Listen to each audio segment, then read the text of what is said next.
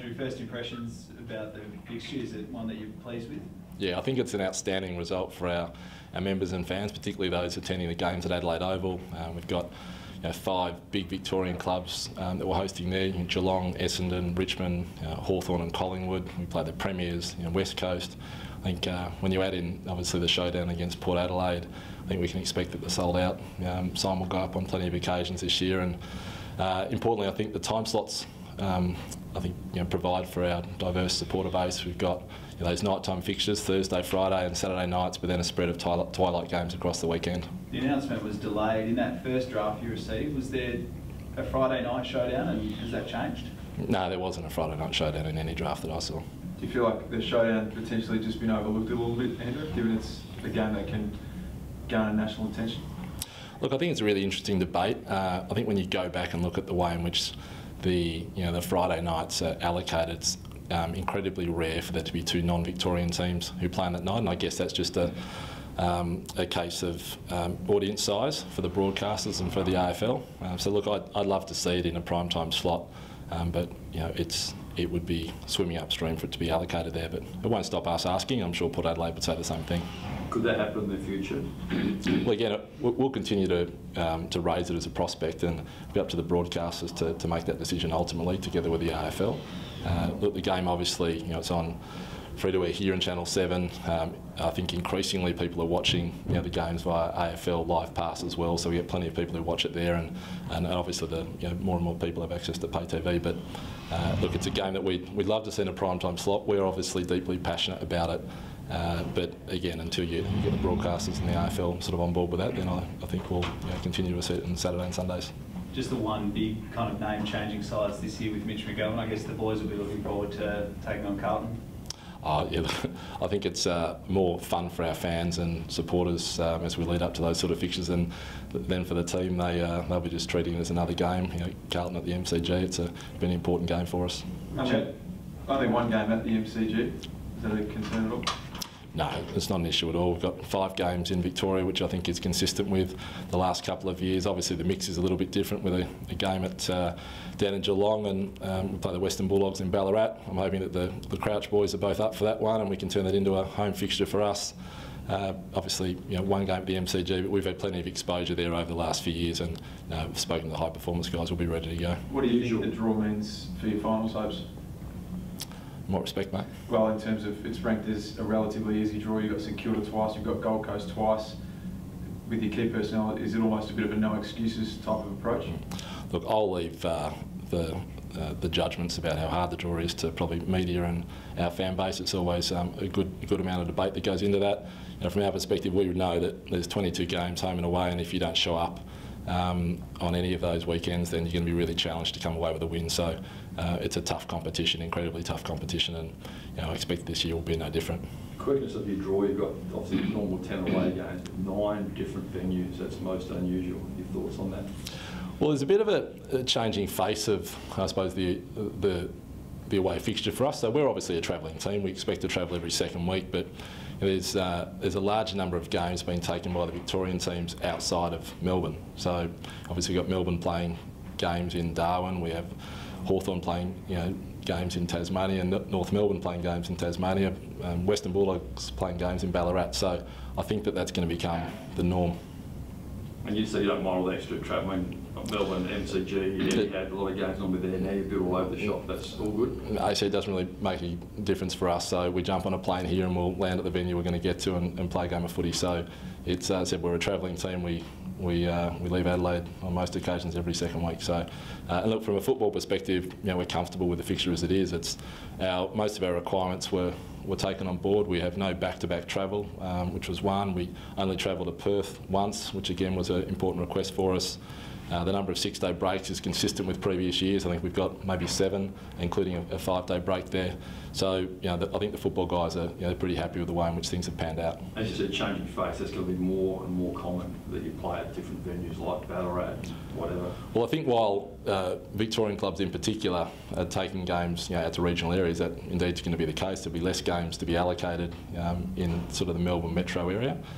So I think that we can come to expect that. We've we didn't play in Geelong last year. We were playing there, or this season we're playing there next season. Obviously Darwin for us is, we played there, a couple of years ago and had a couple of trips now to the Northern Territory. We were in Tasmania 2 seasons ago. So I think it's just, we need to accept that it's a national competition and the number of traditional venues are probably expanding. Andrew, you say that everyone's happy with the draw you've got, the footy guys, and the AFL's taken your requests on board. With that in mind, do you think then finals are an expectation, a really strong expectation? We're a football club that prides itself on being competitive every single season, and we go into next season no different to that. We think we've got a really strong list. We think we're capable of performing at a high level, and we always set ourselves the expectation of playing finals every single year. Andrew, one on you personally, do you see yourself in this same role this time next year? Is that kind of where things are at the moment? Where do you see yourself in the future? Yes, mate. No, I'm here. Locked in at Adelaide? Locked in Adelaide, yep. Your relationship with the board, everything's all kosher, all good there? Yep, no, all good. Do you have a direct question you want to ask, or? No, just wanting to get your read on it. I have been amused, as have my family and friends and others, to read reports sometimes about where apparently I'm working, but like I said, it's been a bit of a joke internally here. So look, I'm loving my time at the footy club, and I think we're really excited about the direction in which things are heading, and I'm here. Andrew, with the draft coming up this year, live trading picks and all that sort of stuff, are you guys still contemplating moving up in the draft with some of these selections? We're in a really good spot where we currently sit. So we've got 8, 13, 16 and 21. I think it's the best hand that we've held in a long time, if perhaps forever. And so if we only take 4 players in what's considered to be a really strong draft, I'm ecstatic, really happy now. But we know whether it's over the next couple of weeks or on the night itself, if the opportunity emerges to move up with a deal that looks favourable to us, then obviously the guys will explore it, and I think all clubs will be looking at whether those types of transactions might be possible. It'll be interesting to see for the first time whether a lot of action actually takes place. But I think the good thing is we start from a really strong position. If we do nothing else but take 4 players with those picks, we'll end up with we think 4 really good players at this footy club. But if there's something else to do that we think works, then we'll take a really strong look at it. How tough is that call, maybe to give up 2 picks to move up one when you have got 4 selections to start with?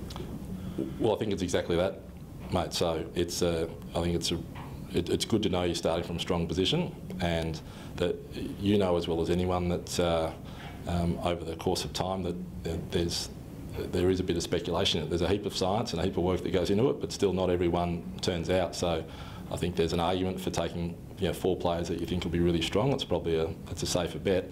There's another argument for rolling the dice and trying to package some up and get another player at another level. But you equally need someone to be willing to sell you the pick that you might want to buy. So there's plenty to play out. But I'm really happy that we start that transaction from a position that we're really happy with.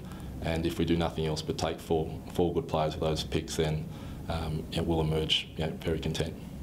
You did talk about St Kilda perhaps being the seller. Has there been any development in terms of where that transaction might sit, or the conversations around perhaps behind that? Nothing at all. I think all clubs will always engage with all clubs. Again, I've read and heard about conversations that we might have had with St Kilda or other clubs. I think everyone speaks to all clubs all the time. You're trying to work out what people are looking to do, what they might be open to doing. That's the due diligence that I expect from our list management team, and they're really thorough in the way they go about things. So, but again, I think we'll just have to see how the next few weeks play out. Do you have an opinion on interstate talent versus local talent? I know you guys have signed a lot of Victorians and you've lost a few, the conversation goes on, but in terms of Jack and Isaac specifically, less of a risk to go interstate. Do you have a view on whether they are worth rolling the dice on? No, look, we'll generally take the best talent, and if they're South Australian one, that's an absolute bonus. But I think again, you've got to be careful about bundling up too many picks to do that. So, look, as I said, if it's a like for like, I think we'd love to have South Australians in this team. We know that our fans like that, and we'd like that. But we're equally comfortable that we've got a large number of Victorians in our team who have stayed with this football club for a long, long time, and we've just watched, I think, the 2018 season roll through. We've re-signed 19 players. the majority of whom were Victorian, the majority of whom received offers for more money and to move back home, and all of whom stayed. So I'm really comfortable with sort of how we approach that at the moment.